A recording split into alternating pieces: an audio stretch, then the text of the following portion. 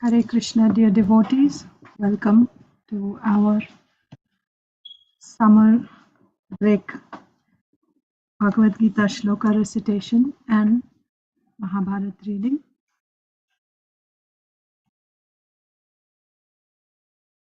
So we are going to recite chapters 4, 5 and 6 Bhagavad Gita memorization shlokas. Let's begin with prayers. Om Namo Bhagavate Vasudevaya.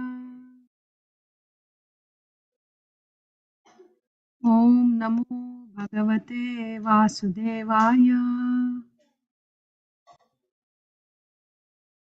Om Namo Bhagavate Vasudevaya.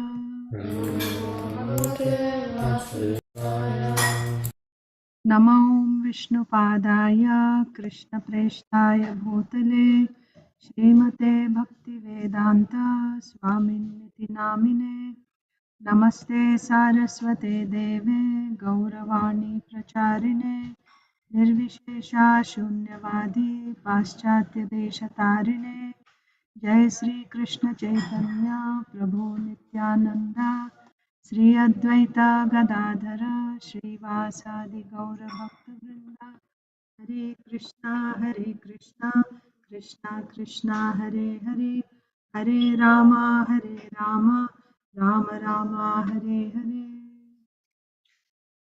Srimad Bhagavad Gita as it is ki jai. Shri Mahabharata ki jai. Srila Prabhupada ki jai. Let's recite Bhagavad Gita chapter 4, text 1. Sri Bhagavanuvacha imam vivasvate yogam proktavanahamavyayam vivasvan manave praha manur ikshvakave bravit. The personality of Godhead, Lord Sri Krishna said, I instructed this imperishable science of yoga to the sun god Vivasvan, and Vivasvan instructed it to Manu, the father of mankind, and Manu in turn instructed it to Ikshvaku. Text 4.2. Evam parampara praptam imam rajarshayo viduho sakale neha mahata yogo nashtah parantapa. This supreme science was thus received through the chain of disciplic succession, and the saintly kings understood it in that way. But in course of time the succession was broken, and therefore the science as it is appears to be lost. 4.3. स एवायं मया तेद्या योगः प्रोक्तः पुरातनः भक्तोऽसि मे सखा चेति रहस्यं ह्येतदुत्तमम्. That very ancient science of the relationship with the Supreme is today told by me to you, because you are my devotee as well as my friend, and can therefore understand the transcendental mystery of this science. 4.5. श्रीभगवानुवाच बहूनि मे व्यतीतानि जन्मानि तव चार्जुन तान्यहं वेद सर्वाणि न त्वं वेत्ता परन्तप. The personality of Godhead said, many, many births both you and I have passed. I can remember all of them, but you cannot, O subduer of the enemy. 4.6. अजोऽपि सन्नव्ययात्मा भूतानामीश्वरोऽपि सन् प्रकृतिं स्वामधिष्ठाय सम्भवाम्यात्ममायया. Although I am unborn and my transcendental body never deteriorates, and although I am the Lord of all living entities, I still appear in every millennium in my original transcendental form. 4.7. यदा यदा हि धर्मस्य ग्लानिर्भवति Bharat अभ्युत्थानमधर्मस्य तदात्मानं सृजाम्यहम्. Whenever and wherever there is a decline in religious practice, O descendant of Bharata, and a predominant rise of irreligion, at that time I descend myself. 4.8. परित्राणाय साधूनां विनाशाय च दुष्कृतां धर्म संस्थापनार्थाय संभवामि युगे युगे. to deliver the pious and to annihilate the miscreants, as well as to re-establish the principles of religion, I myself appear millennium after millennium. 4.9 जन्म कर्म च मे दिव्यम् एवं यो वेत्ति तत्त्वतः त्यक्त्वा देहं पुनर्जन्म नैति मामेति सोऽर्जुना. One who knows the transcendental nature of my appearance and activities does not, upon leaving the body, take his birth again in this material world, but attains my eternal abode, O Arjuna. 4.10 वीतरागभयक्रोधा मन्मया मामुपाश्रिताः बहवो ज्ञानतपसा पूता मद्भावमागताः. Being freed from attachment, fear and anger, being fully absorbed in me and taking refuge in me, many persons in the past became purified by knowledge of me, and thus they all attained transcendental love for me. 4.11 ये यथा मां प्रपद्यन्ते तांस्तथैव भजाम्यहम् मम वर्त्मानुवर्तन्ते मनुष्या पार्थ सर्वशः. As all surrender unto me, I reward them accordingly. Everyone follows my path in all respects, O son of Pritha. 4.13 चातुर्वर्ण्यं मया सृष्टं गुणकर्मा विभागशः तस्य कर्तारमपि मां विद्य कर्तारमव्ययम्. According to the three modes of material nature and the work associated with them, the four divisions of human society are created by me. And although I am the creator of this system, you should know that I am yet the non-doer, being unchangeable. 434 तद्विद्धि प्रणिपातेन परिप्रश्नेन सेवया उपदेक्षन्ति ते ज्ञानं ज्ञानिनस्तत्त्वदर्शिनः. Just try to learn the truth by approaching a spiritual master. Inquire from him submissively and render service unto him.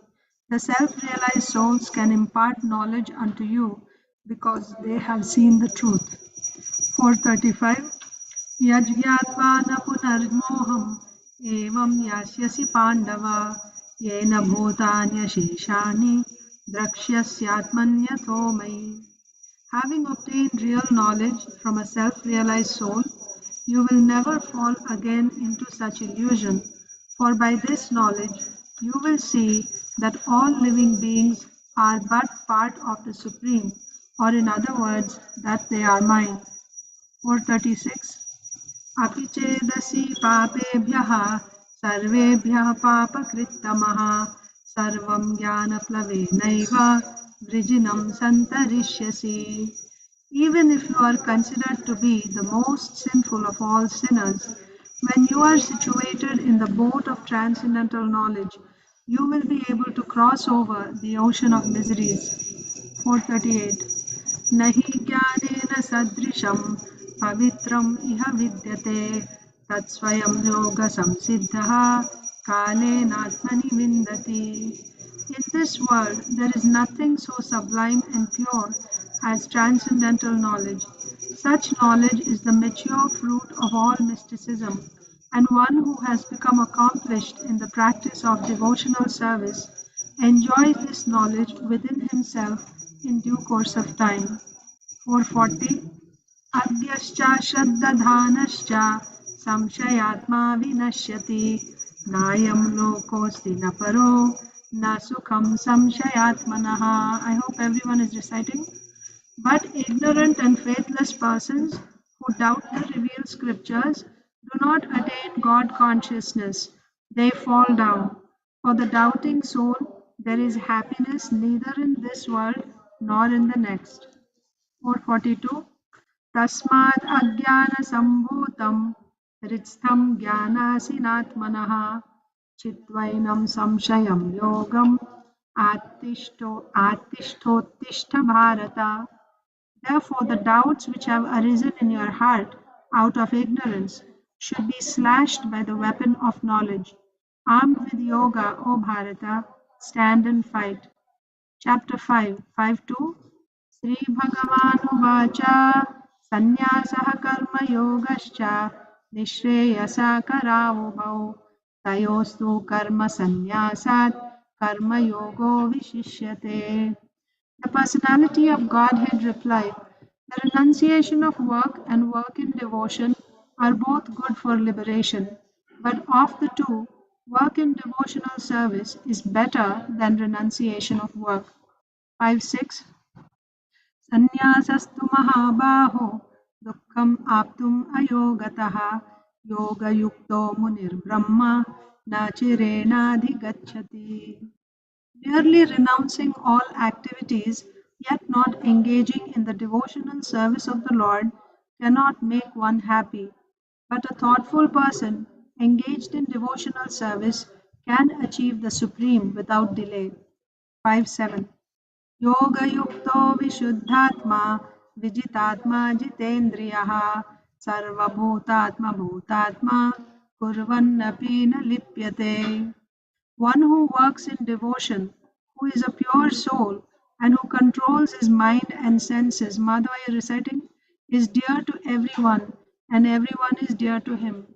Though always working, such a man is never entangled. Am I going too fast? Are you able to recite along with me? Okay. 5.10 ब्रह्मण्यादाय कर्माणि सङ्गं त्यक्त्वा करोति यः लिप्यते न स पापेन पद्मपत्रं मिवाम्भसा. One who performs his duty without attachment, surrendering the results unto the Supreme Lord, is unaffected by sinful action, as the lotus leaf is untouched by water. 5.16 ज्ञानेन तु तदज्ञानं येषां नाशितमात्मनः तेषामादित्यवज्ञानं प्रकाशयति तत्परम्. When, however, one is enlightened with the knowledge by which nescience is destroyed, then his knowledge reveals everything as the sun lights up everything in the daytime. 5.18 विद्याविनयसम्पन्ने ब्राह्मणे गविहस्तिनि शुनि चैवाश्वपाके च Pandita समदर्शिनः. The humble sages, by virtue of true knowledge, see with equal vision a learned and gentle Brahmana, a cow, an elephant, a dog, and a dog-eater outcast. 5.20 न प्रहृष्येत् प्रियं प्राप्य नोद्विजेत् प्राप्य च प्रियं स्थिरबुद्धिरसम्मूढो ब्रह्मविद् ब्रह्मणि स्थितः. A person who neither rejoices upon achieving something pleasant nor laments upon obtaining something unpleasant, who is self-intelligent, who is unbewildered, and who knows the science of God, is already situated in transcendence. 5.22 ये हि संस्पर्शजा भोगा दुःखयोनय एव ते आद्यन्तवन्तः कौन्तेय न तेषु रमते बुधः. An intelligent person does not take part in the sources of misery which are due to contact with the material senses. O son of Kunti, such pleasures have a beginning and an end, and so the wise man does not delight in them. 5.24 योऽन्तः सुखोऽन्तरारामस्तथान्तर्ज्योतिरेव यः स योगी ब्रह्मनिर्वाणं ब्रह्मभूतोऽधिगच्छति. One whose happiness is within, who is active and rejoices within, and whose aim is inward, is actually the perfect mystic. He is liberated in the Supreme, and ultimately he attains the Supreme. 5.29 भोक्तारं यज्ञतपसां सर्वलोकमहेश्वरं सुहृदं सर्वभूतानां ज्ञात्वा मां शान्तिपृच्छति. A person in full consciousness of me, knowing me to be the ultimate beneficiary of all sacrifices and austerities, the Supreme Lord of all planets and demigods, and the benefactor and well-wisher of all living entities, attains peace from the pangs of material miseries. Chapter 6, 6.1 श्रीभगवानुवाच अनाश्रितः कर्मफलं कार्यं कर्म करोति यः ससन्न्यासी च योगी च न निरग्निर्न चाक्रियः. The Supreme Personality of Godhead said, one who is unattached to the fruits of his work and who works as he is obligated is in the renounced order of life, and he is the true mystic, not he who lights no fire and performs no duty. 6.5 उद्धरेदात्मनात्मानं नात्मानम् अवसादयेत् आत्मैव ह्यात्मनो बन्धुर् आत्मैव रिपुरात्मनः. One must deliver himself with the help of his mind and not degrade himself. The mind is the friend of the conditioned soul and his enemy as well. 6.6 बन्धुरात्मात्मनस्तस्य येनात्मैवात्मना जितः अनात्मनस्तु शत्रुत्वे वर्तेतात्मैव शत्रुवत्. For him who has conquered the mind is the best of friends. But for one who has failed to do so, his mind will remain the greatest enemy. 6.7 जितात्मनः प्रशान्तस्य परमात्मा समाहितः शीतोष्णसुखदुःखेषु तथा मानापमानयोः. For one who has conquered the mind, the super soul is already reached, for he has attained tranquility. To such a man, happiness and distress, heat and cold, honor and dishonor are all the same. 6.8 ज्ञानविज्ञानतृप्तात्मा कूटस्थो विजितेन्द्रियः युक्त इत्युच्यते योगी समलोष्टाश्मकाञ्चनः. A person is said to be established in self-realization and is called a yogi or mystic when he is fully satisfied by virtue of acquired knowledge and realization. Such a person is situated in transcendence and is self-controlled. He sees everything, whether it be pebbles, stones, or gold, as the same. 6.16 नात्यश्नतस्तु योगोऽस्ति न चैकान्तम् अनश्नतः न चाति स्वप्नशीलस्य जाग्रतो नैव चार्जुन. There is no possibility of one's becoming a yogi, O Arjuna, if one eats too much or eats too little, sleeps too much or does not sleep enough. 6.17 युक्ताहारविहारस्य युक्तचेष्टस्य कर्मसु युक्तस्वप्नावबोधस्य योगो भवति दुःखः. He who is regulated in his habits of eating, sleeping, recreation, and work can mitigate all material pains by practicing the yoga system. 6.19 यथा दीपो निवातस्थो नेङ्गते सोपमा स्मृता योगिनो यतचित्तस्य युञ्जतो योगमात्मनः. As a lamp in a windless place does not waver, so the transcendentalist whose mind is controlled remains always steady in his meditation on the transcendent self. 6.20 to 23 यत्रोपरमते चित्तं निरुद्धं योगसेवया यत्र चैवात्मनात्मानं पश्यन्नात्मनि तुष्यति सुखम् आत्यन्तिकं यत्तत् बुद्धिग्राह्यम् अतीन्द्रियं वेत्ति यत्र न चैवायं स्थितश्चलति तत्त्वतः यं लब्ध्वा च परं लाभं मन्यते नाधिकं ततः यस्मिन् स्थितो न दुःखेन गुरुणापि विचाल्यते तं विद्या दुःखसंयोग वियोगं योगसंज्ञितम्. In the stage of perfection called trance or samadhi, one's mind is completely restrained from material mental activities by practice of yoga. This perfection is characterized by one's ability to see the self by the pure mind and to relish and rejoice in the self. In that joyous state, one is situated in boundless transcendental happiness, realized through transcendental senses. Established thus, one never departs from the truth, and upon gaining this, he thinks there is no greater gain. Being situated in such a position, one is never shaken, even in the midst of the greatest difficulty. This indeed is actual freedom from all miseries arising from material contact. 624. सनिश्चयेन योक्तव्यो योगो निर्विण्णचेतसा सङ्कल्पप्रभवान् कामां त्यक्त्वा सर्वान् शेषतः मनसैवेन्द्रियग्रामं विनियम्य समन्ततः. One should engage oneself in the practice of yoga with determination and faith and not be deviated from the path. One should abandon without exception all material desires born of mental speculation and thus control all the senses on all sides by the mind. 626.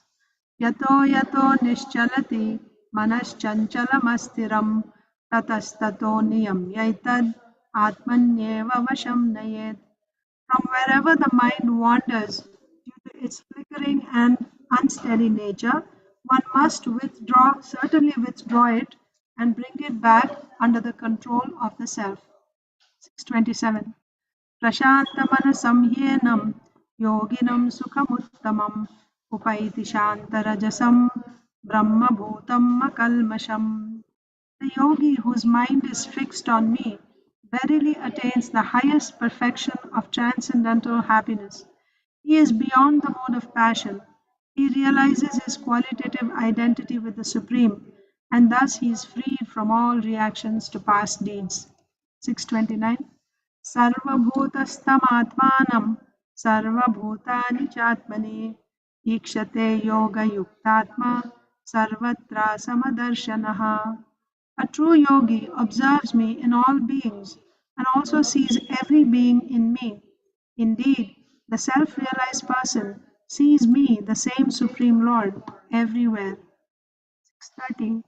Yo mam pashyati sarvatra sarvam cha mai pashyati tasyaham na pranashyami sacha me na pranashyati. For one who sees me everywhere and sees everything in me, I am never lost, nor is he ever lost to me. 634. चञ्चलं हि मनः कृष्ण प्रमाथि बलवदृढं तस्याहं निग्रहं मन्ये वायोरिव सुदुष्करम्. For the mind is restless, turbulent, obstinate, and very strong, O Krishna, and to subdue it, I think, is more difficult than controlling the wind. 635. श्रीभगवानुवाच असंशयं महाबाहो मनो दुर्निग्रहं चलम् अभ्यासेन तु कौन्तेय वैराग्येण च गृह्यते. Lord Sri Krishna said, O mighty armed son of Kunti, it is undoubtedly very difficult to curb the restless mind, but it is possible by suitable practice and by detachment. 640. श्रीभगवानुवाच पार्थनैवेह नामुत्र विनाशस्तस्य विद्यते न हि कल्याणकृत् कश्चित् दुर्गतिं तात गच्छति.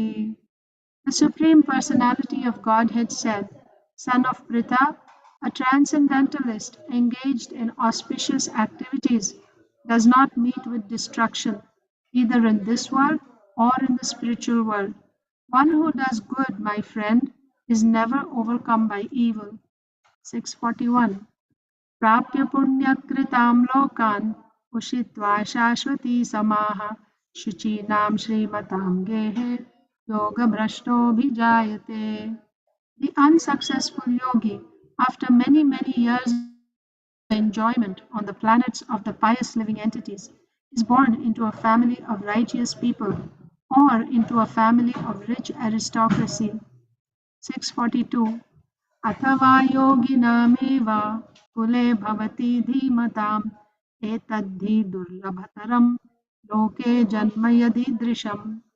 Or, if unsuccessful after long practice of yoga, he takes his birth in a family of transcendentalists who are surely great in wisdom. Certainly, such a birth is rare in this world. 643. तत्र तं बुद्धिसंयोगं लभते पौर्वदेहिकं यतते च ततो भूयः संसिद्धौ कुरु नन्दन. On taking such a birth, He revives the divine consciousness of his previous life and he again tries to make further progress in order to achieve complete success, O son of Kuru. 644. पूर्वाभ्यासेन तेनैव क्रियते ह्यवशोऽपि सः जिज्ञासुरपि योगस्य शब्दब्रह्मातिवर्तते. By virtue of the divine consciousness of his previous life, he automatically becomes attracted to the yogic principles even without seeking them. Such an inquisitive transcendentalist stands always above the ritualistic principles of the scriptures. 645. प्रयत्नाद्यतमानस्तु योगी संशुद्धकिल्बिषः अनेकजन्मसंसिद्धस्ततो याति परां गतिम्. And when the yogi engages himself with sincere endeavor in making further progress, being washed of all contaminations, then ultimately achieving perfection after many, many births of practice, he attains the supreme goal. 647. योगिनामपि सर्वेषां मद्गतेनान्तरात्मना श्रद्धावान् भजते यो मां समे युक्ततमो मतः. And of all yogis, the one with great faith, who always abides in me, thinks of me within himself, and renders transcendental loving service to me. He is the most intimately united with me in yoga and is the highest of all. That is my opinion. So let's read Mahabharata now. We are reading Mahabharata, part 1. We read that the Pandavas, they are in the forest already. So they got the Akshaya Patra. We read about that. Meanwhile, Vyasdev came to the palace, Dhritarashtra Maharaj's palace, and Vyasdev also advised Dhritarashtra Maharaj. Actually, what happened before that was Duryodhan was thinking, let's go and attack the Pandavas in the forest and kill them. Why wait until 13 years when they come back and then fight? Let's just go and kill them now. Because now they're weak, they don't have an army, they don't have anyone to support them, and they're already grieving, right? Being humiliated there in the forest. This is our chance. And everyone agreed. His, friends and supporters, everyone agreed, let's do this. So Duryodhan was actually preparing with an army. He called for an army to take them and attack. So Vyasadev, by divine vision, understood this. He arrived at Dhritarashtra Maharaj's palace and he told him that if you don't make friends with the Pandavas, if you don't return their kingdom, then there's going to be a war at the end of 13 years. And in this war, all your sons are going to be killed. Dhritarashtra was alarmed. And then to avoid this, he said, just go and call them back, call the Pandavas back, return the kingdom to them, and also have Dushasan publicly in the court apologize to Draupadi. So all that was not going to happen. So, and also Dhritarashtra, he moved uncomfortably, kind of indicating to Vyasdev that this is not going to happen. But he said, but please give some good advice to my, son who's sitting here, arrogant son. So Vyasdev said it was all because Vyasdev gave an instruction to Dhritarashtra Maharaj and he was not accepting it. So Vyasdev, after saying that after 13 years your sons will be killed, he just got up to leave and he said, then when Dhritarashtra said, please give some advice, he said, no, not give some advice. So Vyasdev said, they are so powerful. Bhimsen alone, without any weapons, he killed 3 Rakshasas. He killed Hidimba, Bakasur, and Kirmira. So don't create enmity with such powerful warriors like that. So then Dhritarashtra is saying, can you tell me? I didn't know about Kirmira. I just heard about Hidimba and Bakasur. Can you tell me how Bhimsen killed Kirmira? So Vyasdev was, it appeared to me like he was quite irritated. So he just got up and he said, uh, who? First Vyasdev came. Then Vyasdev said, I'm going to leave now. Acha, that happened with Maitreya Rishi. Sorry. Yeah. But Vyasdev, yeah. So what I said first was correct. So Dhritarashtra said, please give some good advice to Duryodhan. So Vyasdev said, Maitreya Muni is going to come after me after some time. He will give advice to your son. Follow. Because you're not listening to me, at least listen to Maitreya. Vyasdev left. Then again, Maitreya Muni first went and met the Pandavas. Then he came to Dhritarashtra Maharaj's uh, palace. And then Duryodhan was also there in the court. And after the greetings and everything, he also said that you should return the kingdom and all that. And he gave Duryodhan good advice. And Duryodhan was getting all irritated. And he was so arrogant, he exposed his thigh to, what do you say, Maitreya Muni. And also, when Maitreya Muni was saying they are very powerful, you should just return their kingdom, he was like, huh, like that, like he didn't care. So, seeing his arrogance, now Maitreya Muni also cursed. Vyasdev had warned, if your son does not listen to Maitreya Muni, he is going to get cursed. So, Maitreya Muni cursed Duryodhan and said, this thigh will be broken by Bhimsen in the battle, like that. So, yeah. Again, Dhritarashtra is worried, and then he said, can you please tell me how Kirmira was killed? At this, you're able to hear me? Okay. At this, Maitreya Muni just got up and said, Vidur is here, he'll tell you how Bhimsen killed Kirmira, and he left after cursing Duryodhana. And then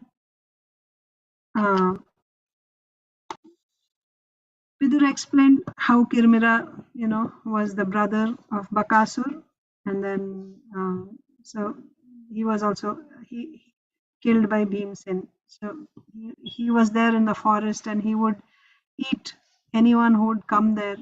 And then he saw the Pandavas, and actually they were not happy that this Kirmira was eating all the people and Brahmanas and others there. So on purpose, Bhimsen aggravated Kirmira, right? He was, I think, what was he doing? He made some sounds and something, so he was quite disturbed. Bhimsen was disturbed. I mean, Kirmira was disturbed. And then they, who is this, right? Like that. And then they introduced themselves as the Pandavas, sons of Pandu Maharaj. And then he became very happy. Oh, I've been looking for this Bhimsen ever since you killed my brothers. So I'm going to kill you today. So there was a fight. And in his usual typical way, Bhimsen killed Kirmira also. So this was explained by.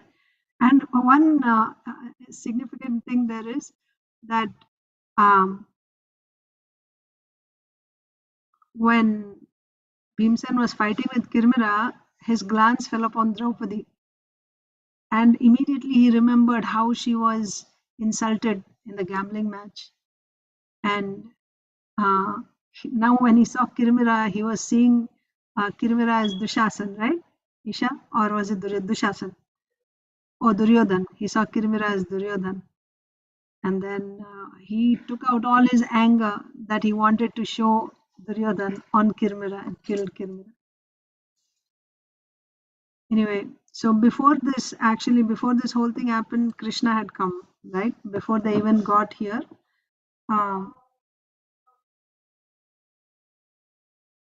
Really? Okay. Yeah, okay.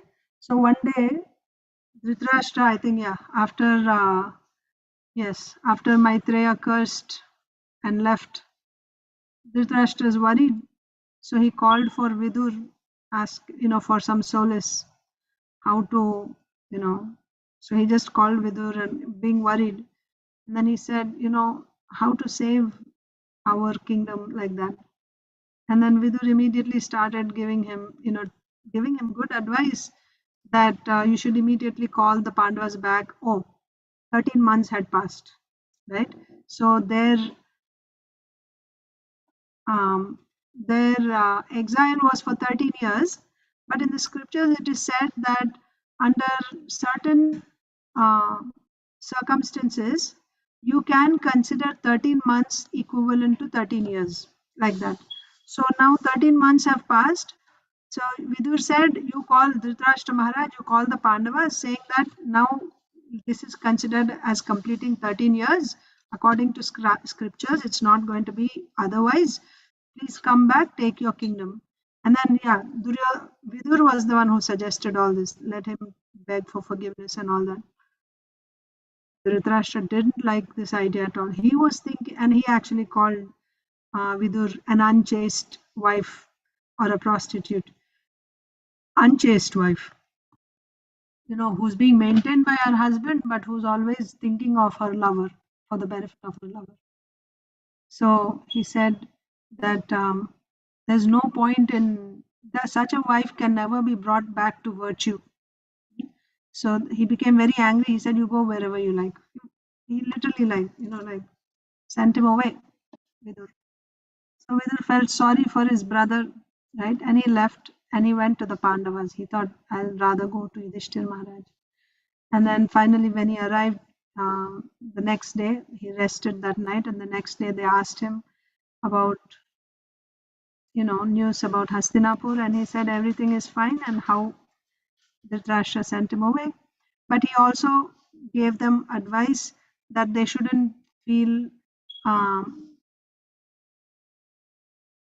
they shouldn't feel dejected. Rather, they should take advantage of this time to increase their power by performing austerities. They should increase their spiritual merit by taking advantage of the association of the sadhus, performing austerities, so on and so forth, like that. But he said that you should get more power. You should also prepare for the battle. There will be a battle, and then they will win. He will become Yudhishthira Maharaj will become king in the end. So they should take this time to prepare for that. Anyway, soon after that, right behind Vidur, Dhritarashtra sent another messenger on a chariot calling Vidur back, and the messenger said how the king fainted and he was feeling so bad that he had mistreated Vidur, like that. So Vidur thought it's better to be with the king so that at least somebody will be telling him, right? Uh, Giving him some sense, good sense. Otherwise, he would be lost being surrounded by Duryodhan and company. So he went back. After this, Krishna arrived along with Drishtadyumna and other kings, right? He came with them. Subhadra came with her son Abhimanyu, Balaramji came, everybody came. And then there was conversation between the Pandavas and Krishna. Krishna said, if I were present, I would not have allowed this gambling match to take place. But at that time, I was away from Dwaraka. When I was in Indraprastha, Shalva had attacked the city of Dwaraka. And then when I went back, I found out what he had done. So I went to fight with Shalva, like that. So I was not even in Dwaraka. So right after killing Shalva and destroying his airplane, I was reconstructing Dwaraka at that time. So if I had known about this gambling match, I would not have allowed all this to happen. Somehow or other, I would have persuaded the elders to stop this gambling match. But anyway, what has happened, like that. Uh, then Draupadi had her, she was also feeling sorry. And she said, how did all this happen? They're all devotees, like that. So Krishna said, don't worry, right? All the people who have insulted you, they will all suffer, like this.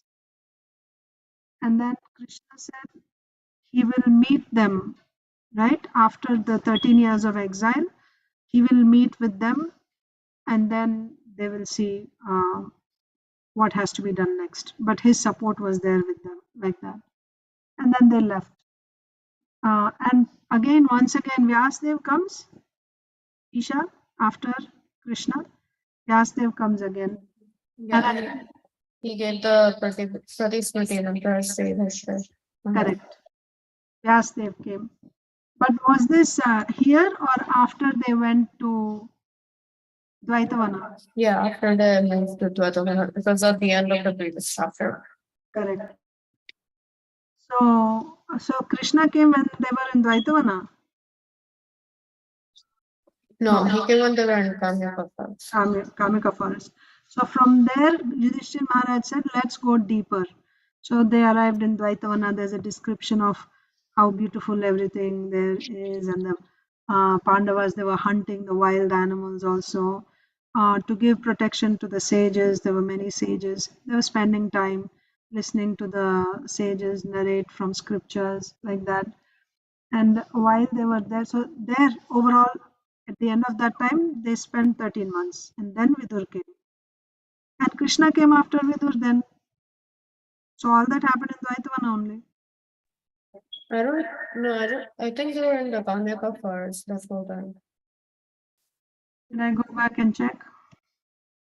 Because if you check at the end of chapter 24, it says that they moved to Dwaitavana. Oh, so we are supposed to start after giving Yudhishthira. Okay, so let me finish this part. Vyasdev arrived. He took Yudhishthira aside and then he gave Yudhishthira the Pratismriti mantras. That means by chanting this mantra, you can just travel very swiftly and reach your particular destination wherever you want to go. And then he also told how Arjun, chanting this mantra, should go and perform tapasya to get all the celestial weapons of all the demigods. Lord, he should please Lord Indra and he should get like that. So he gave the mantra to Yudhishthir Maharaj, and then Vyasdev left. And then it was Yudhishthir Maharaj who said that you should move to a different forest because you've been. So no, see they were in Dvaitavana. That's what I'm saying. It's not before. They were already in Dvaitavana now, and in Dvaitavana only all this happened. But they were killing wild animals, right? They were killing wild animals so that the Brahmins could do their tapasya peacefully. But they were killing so many, hunting so many excessively that they killed. Now you should go to another place. Yeah, here everything is in peace now. You shouldn't kill anymore. So now you go to some other place. Accompanied by Brahmins, Yudhishthir and his brothers moved to another part of the great Kamika forest. So this Dvaitavana is also part of Kamika forest only, right? So they came to Dvaitavana first, and that's where Vidur came, then Krishna came, then Vyasdev came. And after this, now after Vyasdev came, they moved to another part of Kamika forest and they came to the bank of the river Saraswati. So you all remember, so this Dvaitavana, Duryodhan coming to Dvaitavana didn't happen yet, right? We didn't. Okay, so now we'll continue. Chapter 25. Arjun goes to heaven. When the Brahmins determined an auspicious day, so what is the plan now? They will move to another part of the forest, and also Arjun will go to get celestial weapons. So when the Brahmins determined an auspicious day, Yudhishthir taught Arjun the Pratismriti mantras. The king had delayed teaching him as he knew that Arjun would leave for the Himalayas as soon as he had the knowledge. It would be difficult to live without him, but it was Vyasdev's desire that he go. So Yudhishthir knew the separation could not be avoided forever. Ultimately, it was probably their only chance to be successful in recovering their kingdom. Taking Arjun aside, Yudhishthir held him by the hands and said, O descendant of Bharata, the four divisions of the science of arms are held by Bhishma, Drona, Kripa, Karna, and Ashwatthama. So military science has 4 divisions, and these 4 divisions are held by Bhishma, Drona, Kripa, Karna, and Ashwatthama. They have all received divine instructions and know how to use every sort of weapon. Having been honored, gratified, and supported by Duryodhan, they always seek to do him good. We should not doubt that they will support him in battle.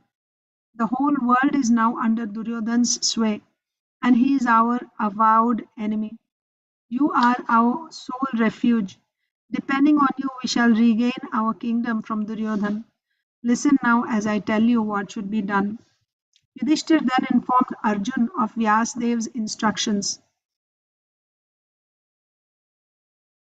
He told him that he should leave as soon as possible for the Himalayas, and by meditating on the mantras he was now going to repeat, he should seek the gods' audience in order to receive their weapons. Allow me to initiate you today, O virtuous one, and go at once to propitiate Indra. Being pleased with you, I am sure Indra will give you his weapons, and by his order, so will the other gods. Arjun fully controlled his mind and senses. Then, with due rites, Yudhishthir bestowed the Pratismriti mantras on him. When he was finished, Yudhishthir stood up, with tears pricking his eyes as he thought of Arjun's separation. Now go, dear brother. With his arms and hands clad in iguana skin gauntlets and gloves, and his body covered in golden mail, Arjun took up his Gandiva bow and his 2 inexhaustible quivers and stood ready to depart. Brahmans and Siddhas uttered blessings upon him, and not knowing how long he would be gone, he bade an affectionate farewell to his brothers. As Arjun was about to depart, Draupadi came before him and said, O mighty armed Dhananjaya, may all that the noble Kunti desired at your birth and all that you yourself desire be accomplished. May none of us ever take birth again in this terrible Kshatriya order. I offer my respects to the ascetic Brahmins who are detached from this miserable world. My heart still burns with Duryodhan's insult, but today I grieve even more because you are departing. In your absence, we will spend our time thinking only of you. There will be no joy without you. All our hopes rest in you, O hero. May the Lord and all his energies protect you at all times, and may success be yours. Go now and attain your goal. Arjun smiled at Draupadi, circumambulated his brothers and Daumya, and then began running swiftly. So he's not going on a chariot, he's running with the power of that Pratismriti mantra. And then began running swift. By the way, they left their chariots behind when they entered the forest. So they were not carrying, they didn't have their chariots. They came on chariot to the forest, and then remember when they entered into the forest, they left the chariots behind and they entered into the forest. Oh, the servants have them. Okay, yeah. But here Arjun is running, and then began running swiftly along the path, frightening creatures along the way with his speed. By chanting the mantras Yudhishthir had given him, he felt himself traveling over mountains and forests at the speed of mind, not even wind, at the speed of mind, right? You know how fast is the mind. You think of the Himalayas and you're there now. At that speed, he's traveling. By the end of the first day, he arrived at the great Mandara mountain. Arjun stopped and looked around. You cannot go at that speed even in airplanes. But yeah, by the end of the first day, he was in Mandara mountain. Arjun stopped and looked around. The mountain was beautiful with its bluish stone rising up into the clouds. Blue stone, Mandara mountain. It was covered with blossoming trees.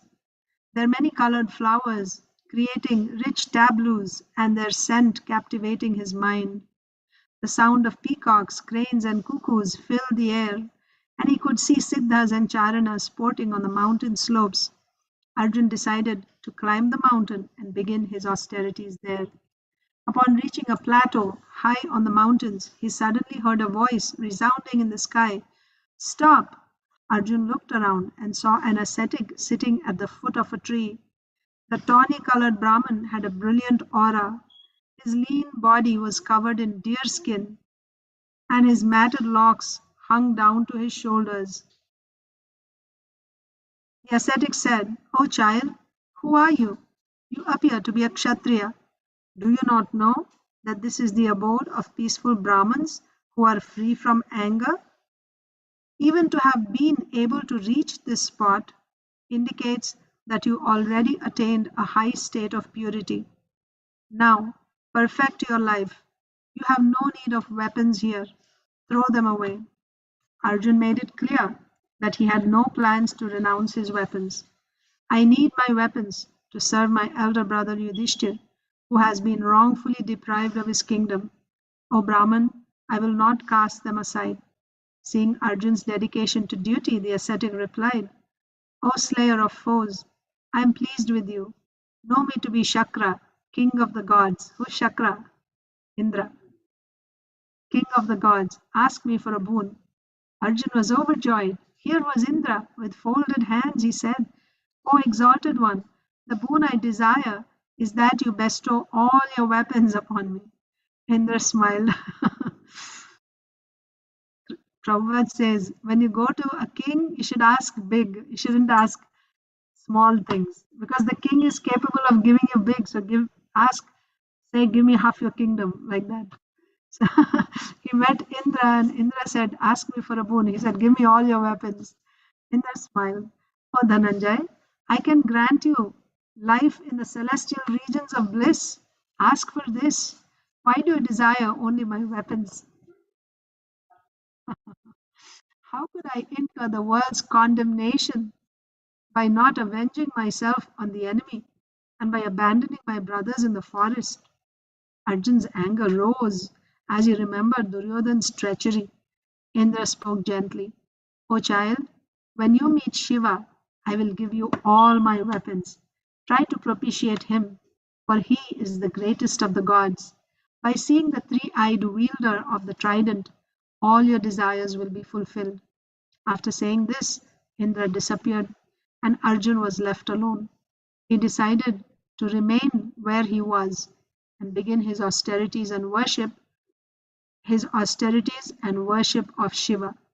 He took off his armor and set his weapons down by the same tree where Indra had sat. The tree was situated next to a flowing river, and Arjun bathed in its clear waters, then sat down to meditate.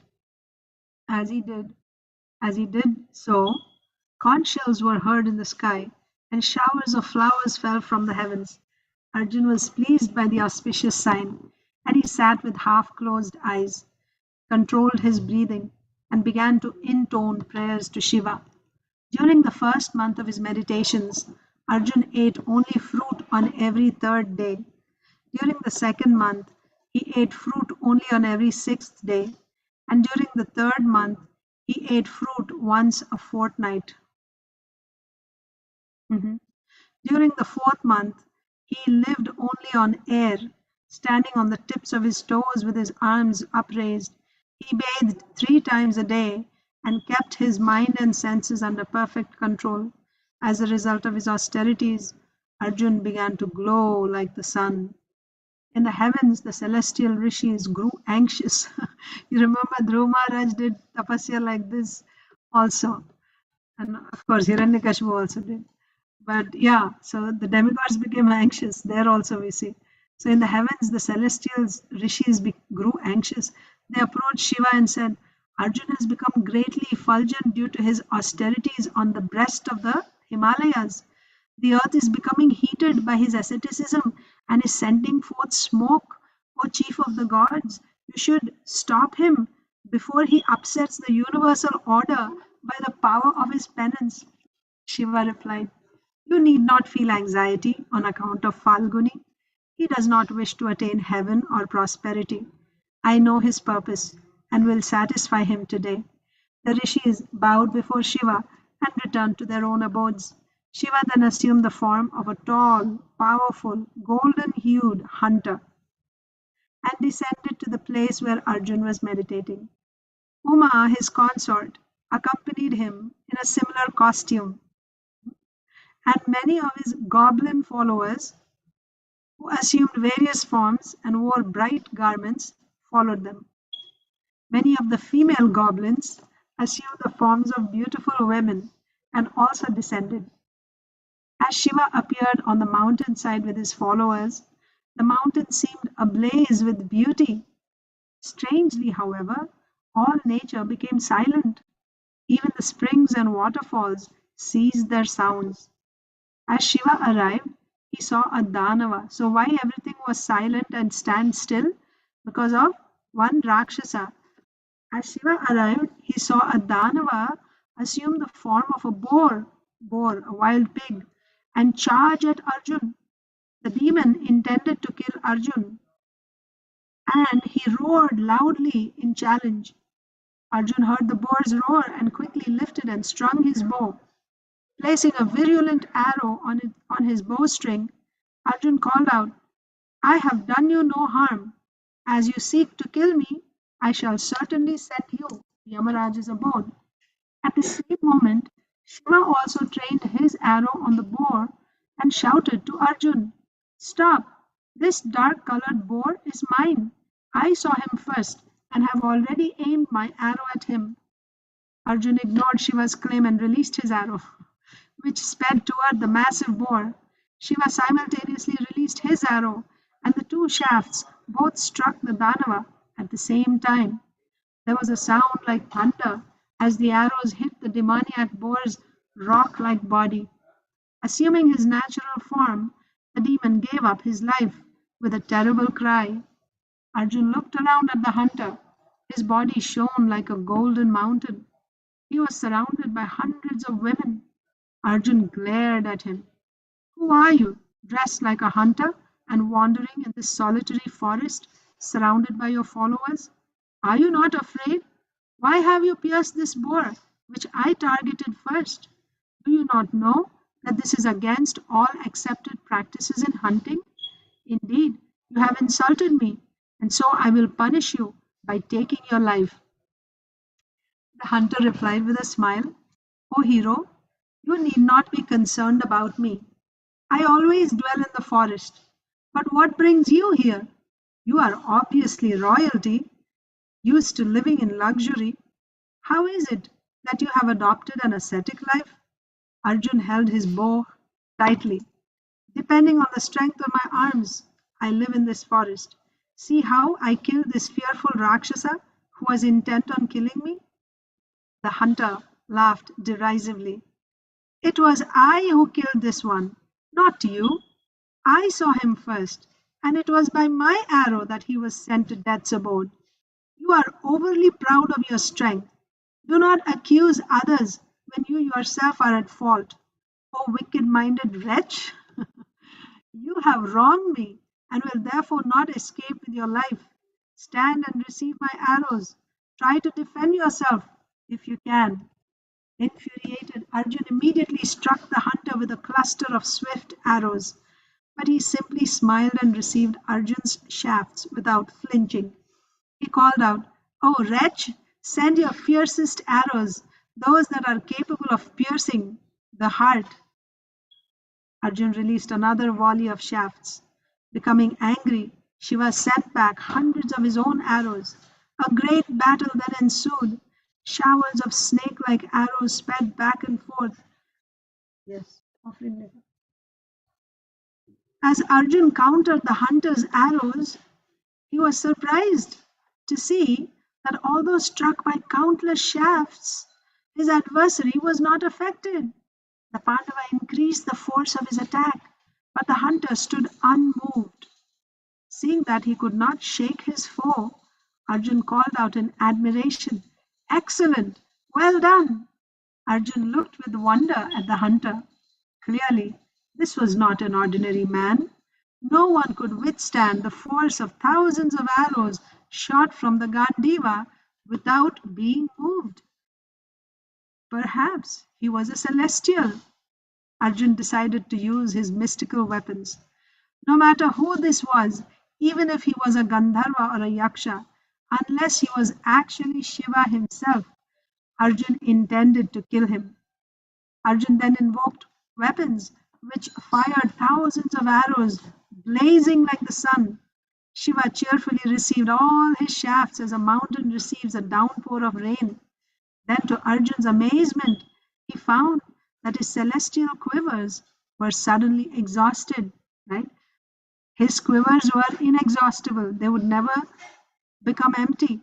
But to his surprise, they were exhausted, no more arrows. How was that possible? Who was this who swallowed up all his arrows? With what could he fight now? Arjun raised his great bow like a club and rushed at the hunter. He struck him a number of heavy blows, but Shiva snatched away his bow and drew it into his body. Right? Like the bow disappeared.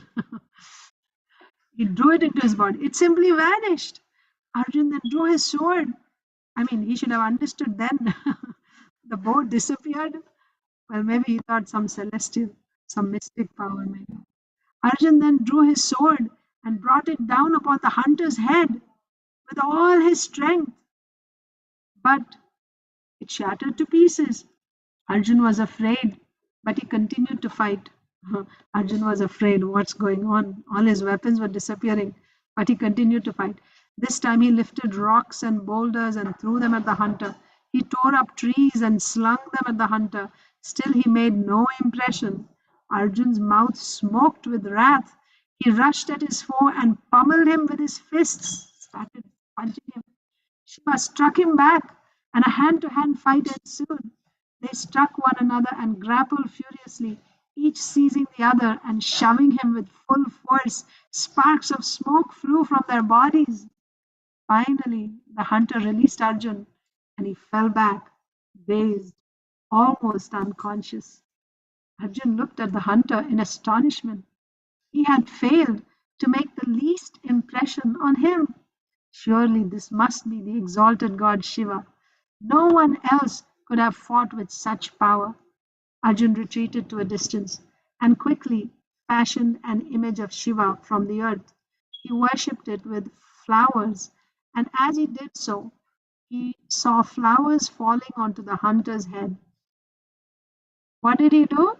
He went back and he prepared an image with some earth, with some dirt, clay.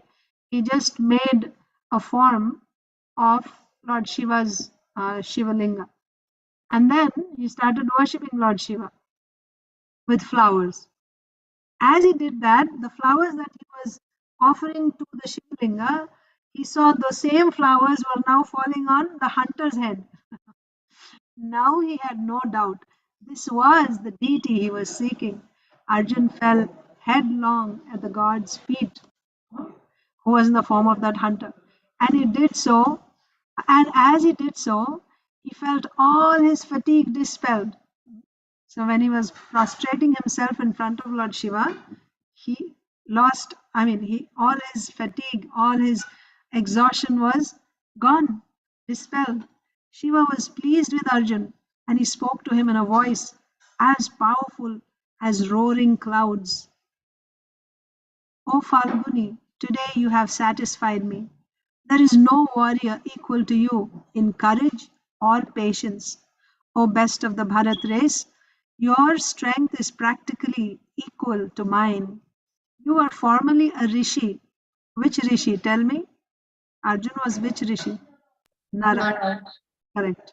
Nara Narayan rishi. So Nara and Narayan is Krishna. Nara Narayan. So you were formerly a rishi and have now taken birth to serve the Supreme Lord's purpose. Soon you will acquire the weapons with which to defeat your enemies, even if they be celestials. I shall bestow upon you my own irresistible weapon. Now I will give you the eyes to see me in my original form. Behold, Arjun looked up and saw Shiva with his three eyes, holding a trident and a trident, a divine serpent draped around his bluish neck.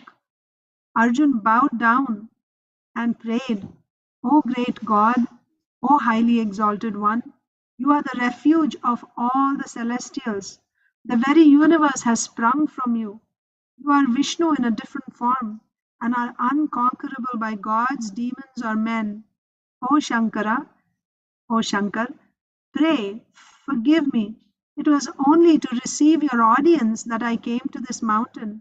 Please pardon me for my rashness in fighting with you. I seek your protection. Shiva lifted Arjun to his feet and embraced the Pandava. I have pardoned you. You are Nara, the friend of Narayan. Previously, you two chastised the demon hordes at Indra's coronation. Krishna is that supreme Narayan, and with him you will again punish the wicked. O Partha, take back your Gandiva bow. Your quivers will again become inexhaustible. There is no man on earth equal to you. Ask from me whatever you desire. Shiva handed the Gandiva bow to Arjun, and Arjun said, O Lord, if you are pleased with me, then I humbly ask that you bestow upon me your irresistible personal weapon known as the Pashupata. You destroy the universe with this weapon at the end of creation, and with it I may be victorious over Rakshasas, Danavas, Gandharvas, Nagas, ghosts, and spirits. It will enable me to emerge successfully from the battle I shall fight against Bhishma, Drona, Kripa, and the son of the Suta, Karna. Shiva replied, O son of Kunti, I will give you this weapon. You are capable of holding, throwing, and withdrawing it. Not even Indra, Yama, Kuvera, or Varuna knows the mantras to this weapon. What to speak of any man? However, you must use it only against celestial fighters. The Pashupata should never be released at lesser enemies, or else it may destroy the creation. This weapon is discharged by the mind, eyes, words, or a bow. Huh? You don't even need a bow to release this weapon. You can discharge it with your mind, right? Or with your eyes, or with your words, or also with a bow. No one in the three worlds of moving or non moving creatures can withstand its force.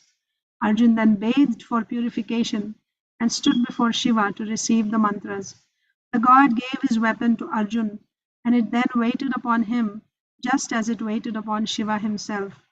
When the celestials saw the fearful weapon standing in its embodied form by Arjun's side, so the personified Pashupata Astra was standing next to Arjun in a personal form.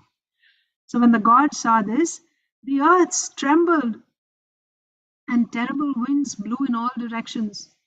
Thousands of conches and trumpets were heard resounding in the sky. Shiva said, Now go to heaven and receive Indra's weapons. He then departed with Uma and his many followers.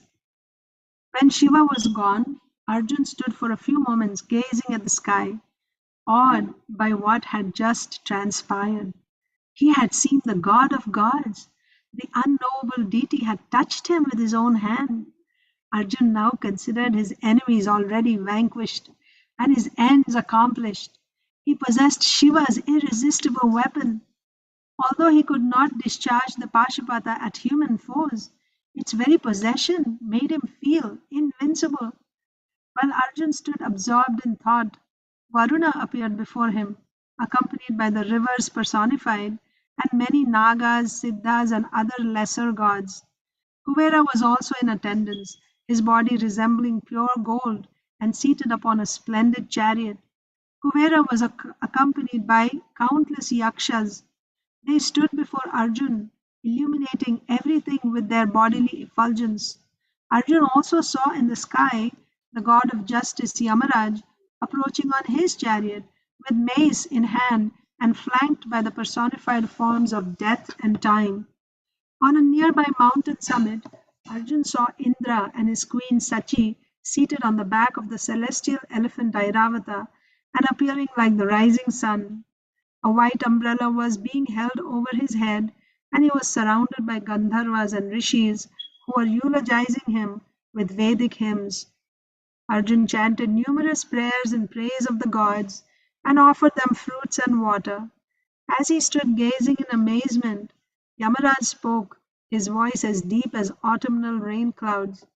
Behold, O Arjun, that all the world's protectors, the Lokapalas, have come here. We shall bestow upon you divine eyes.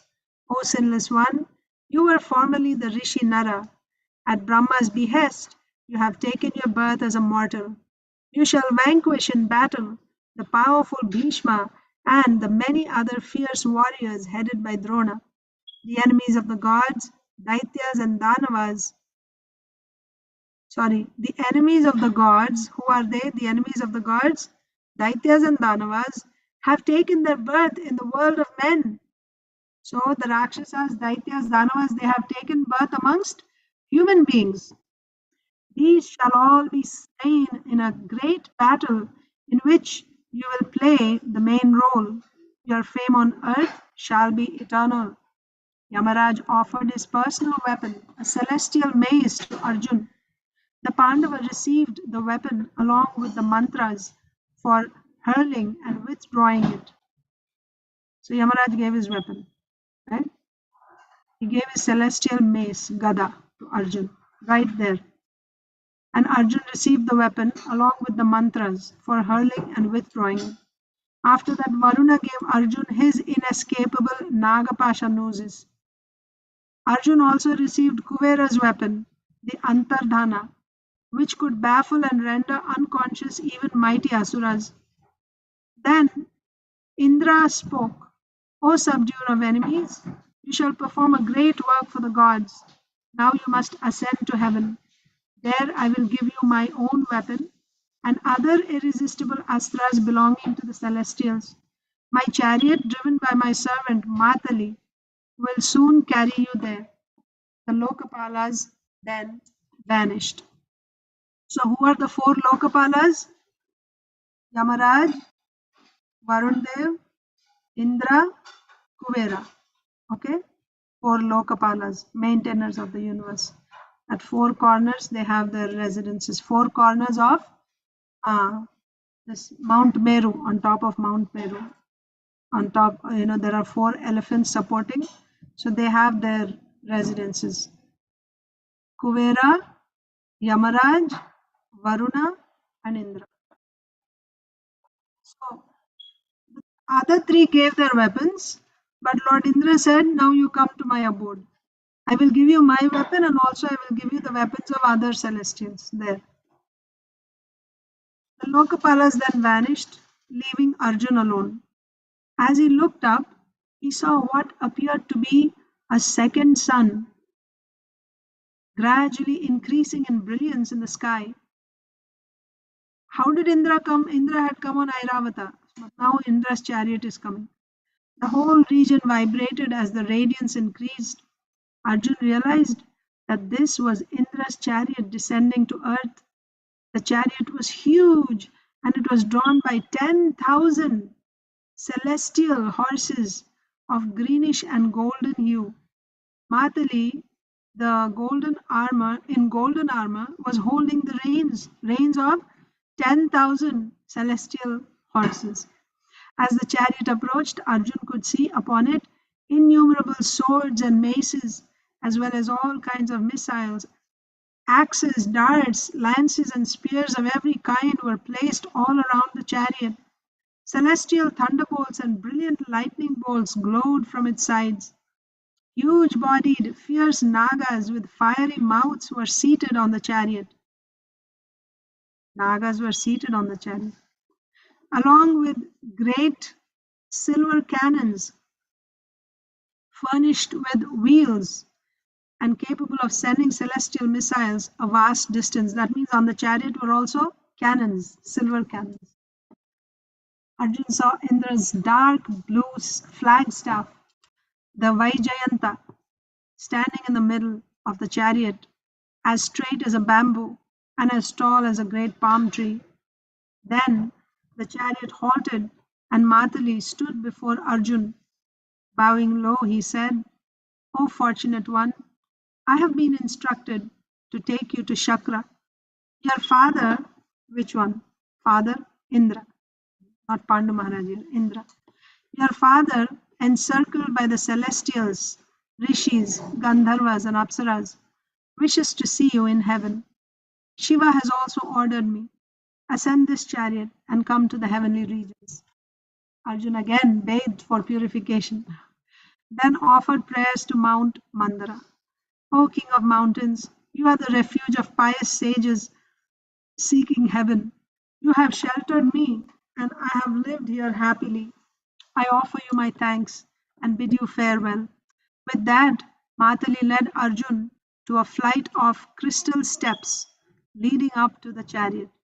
Matali urged the steeds, which drew the chariot with the speed of the mind high into the sky. They didn't need rockets or anything, they didn't need oxygen tanks, but they were moving with the speed of the mind. And it was an open chariot, beautiful chariot. As they entered the celestial regions, Arjun saw thousands of wondrous chariots carrying shining beings of great beauty. He saw kings and warriors who had been slain in battle and had attained effulgent celestial forms. As they moved along the paths of the gods, Arjun saw Siddhas, Charanas, Rishis, Guhyakas, and Apsaras. The region glowed with the brilliance born of the ascetic merits of such beings. Amazed, Arjun inquired into their identities.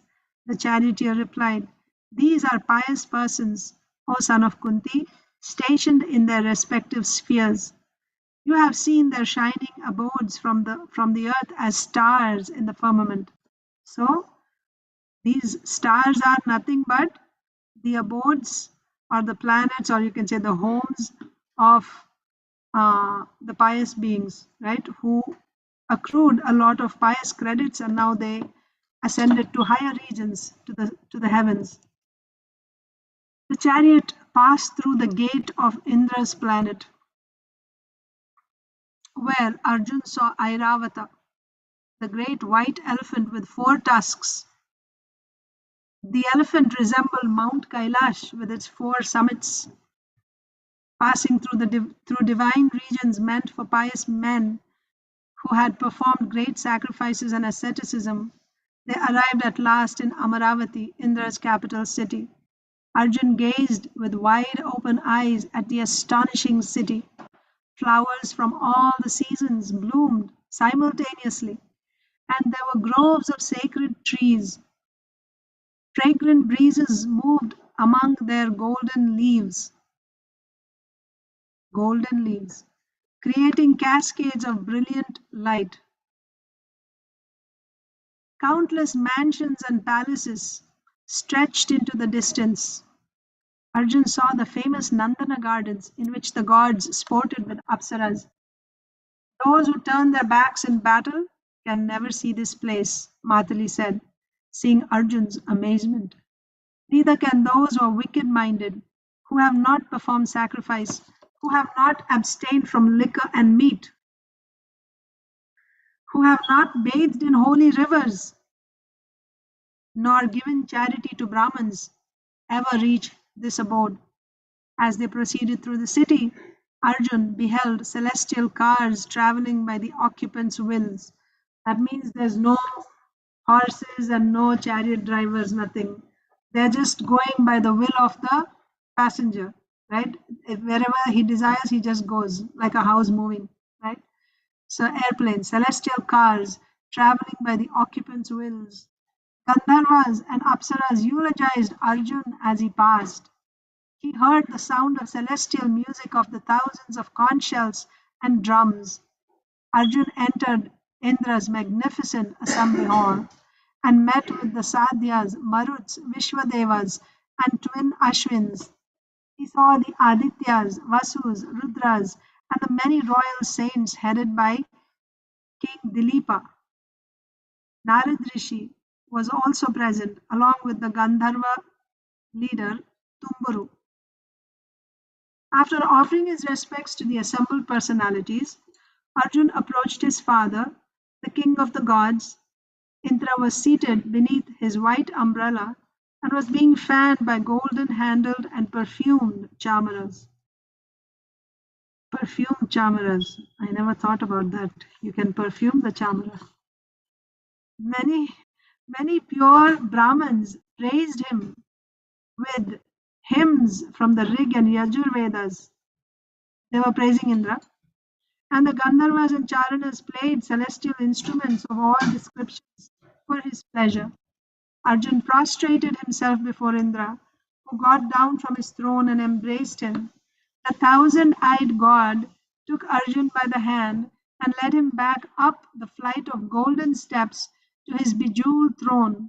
Indra then had his son sit next to him on the throne, where he shone like a second Indra. With his perfumed hand, Indra affectionately stroked uh, Arjun's head.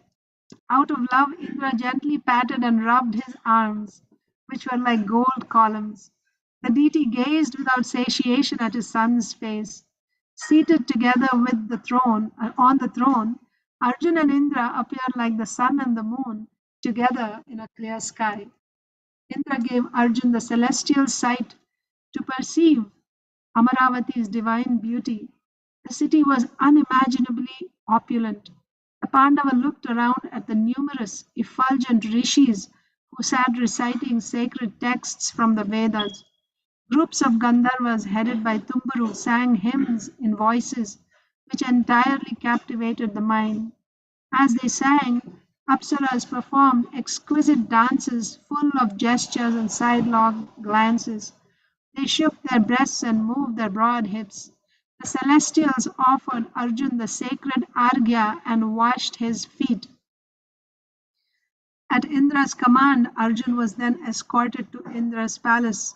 Arjun took up residence there and Indra instructed him in how to use the celestial weapons, and especially the irresistible thunderbolt weapon Vajra and Indra's powerful lightning flashes. So, thunderbolt and lightning, Indra's weapons. Although living amid splendor and opulence, Arjun could not forget his brothers in the forest, and he longed to return to them. Whenever he thought of his brothers, he also remembered the circumstances that had brought them to the forest, and he remembered Shakuni, Dushasan, Duryodhan, and Karna. Arjun had no peace. As he was equipped with one powerful weapon after another, he thought only of the inevitable battle that would take place in the future. No one would be able to stand against him now.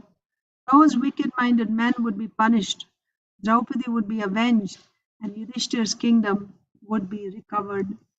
When Arjun had become adept at using all the weapons, Indra told him, "You should go to your friend Chitrasena and learn singing and dancing from him. He can teach you such music that does not exist in the world of men and is known only to the celestials. This knowledge will prove useful to you in the future." Arjun thus learned the Gandharva skills. The Pandava did not know why Indra had requested him to study such subjects, but he was sure the god could see by divine intelligence that such knowledge would surely be helpful in the future. Arjun lived in Amaravati for 5 years, thinking always of his brothers. As the time for him to leave approached, Indra summoned Chitrasena and spoke with him in private. "O chief of the Gandharvas, I have seen Arjun casting glances at Urvashi. Go to her and have her wait upon the Pandava with all her feminine graces and skills. As you have taught him all the arts of music, so now you should teach him the art of associating with women." Chitrasena said, "So be it," and went at once to Urvashi and described Arjun's many virtues. "O lady of fair hips, know that I have come here on Indra's command to ask from you a favor. There is one now living in heaven who is renowned among men for his grace, behavior, beauty, vows, and self control. He is famous for his might and his prowess, and he is respected by the pious. He is also endowed with presence of mind, is a genius, and possesses great energy. That mighty hero is forgiving and without malice. He knows all the Vedas with their many branches, is devoted to his elders, is never boastful, sees even small things as if they were important, and is always the shelter of his dependents. His name is Arjun, and his father Indra brought him to heaven. O blessed lady, Arjun seems inclined toward you. Please go to him and allow him to obtain you. Urvashi cheerfully replied, having heard of Arjun's virtues, how could I fail to be attracted? Indeed, thinking of that hero, I am already stricken by the god of love. O Chitrasena, go now wherever you like, and I shall go to him. Having succeeded in his mission, the Gandharva left. Urvashi then prepared to meet Arjun. She bathed and smeared her body with perfume unguents. Dressing with layers of diaphanous silks, she adorned herself with jewels and gold ornaments, as well as fragrant garlands of brightly colored flowers. She was absorbed in thoughts of Arjun, and her heart was pierced with Cupid's arrows. Inflamed by desire, she imagined herself lying with Arjun on a soft white bed laid over with silk sheets. Setting out at a time when the moon began to rise, the thin-waisted Urvashi went toward Arjun's abode. As she walked, her long black braids, which she had decorated with bunches of flowers, swung around her beautiful white face. Her two finely tapering breasts, adorned with a string of diamonds and pearls, and smeared with fragrant sandalwood paste, trembled as she walked gracefully through the gardens.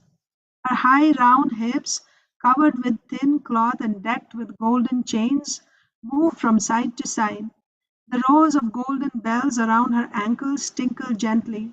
She defied the splendor of the full moon and was quite capable of breaking the vows of great ascetics.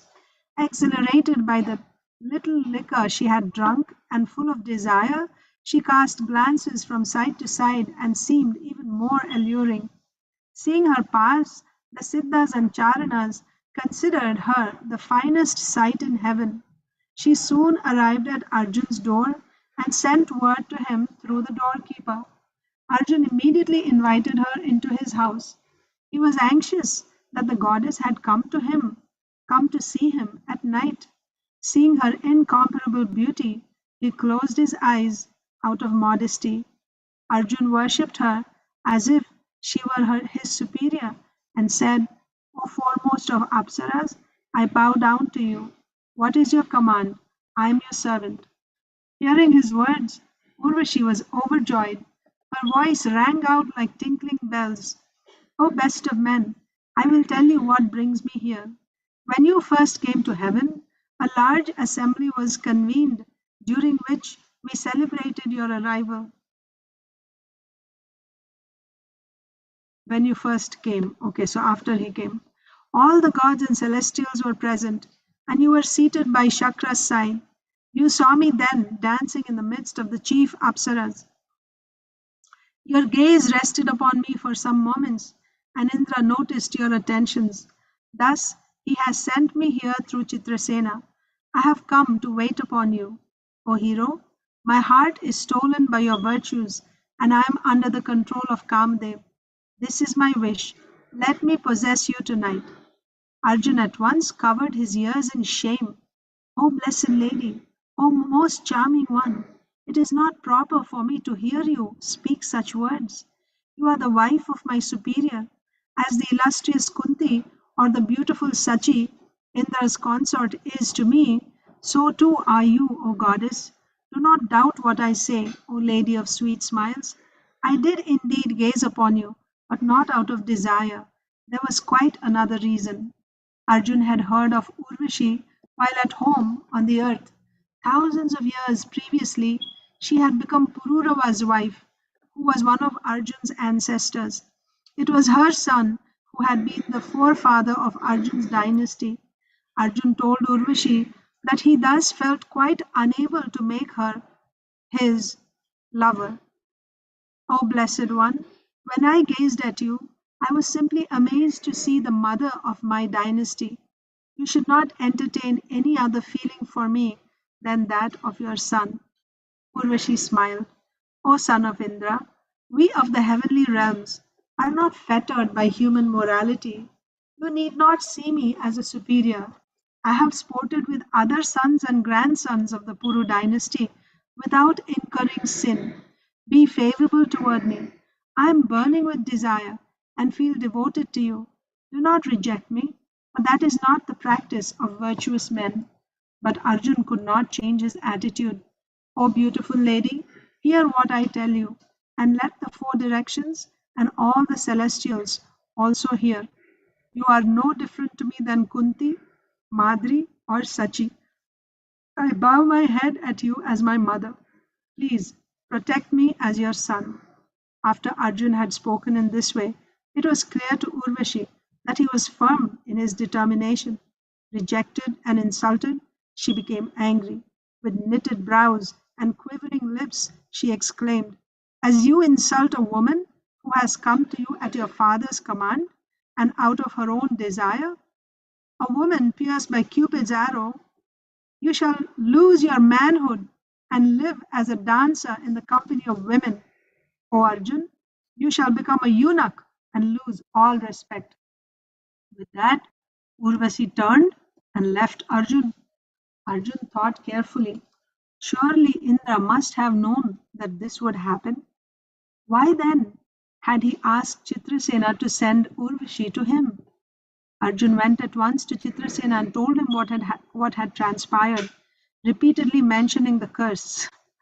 Chitrasena then went to Indra and informed him of the situation. Indra called for Arjun and spoke to him in private.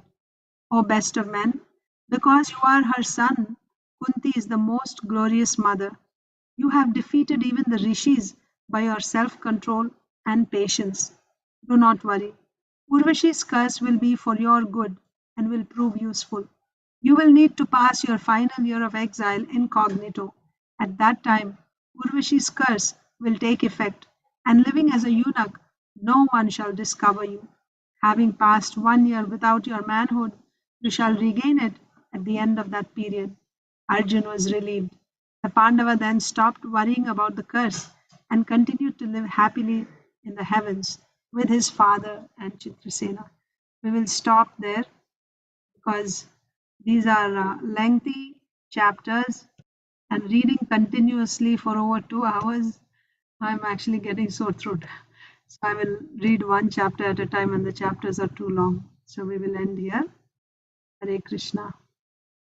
We'll continue tomorrow, unless you have any questions. I don't think there's any questions. So Hare Krishna.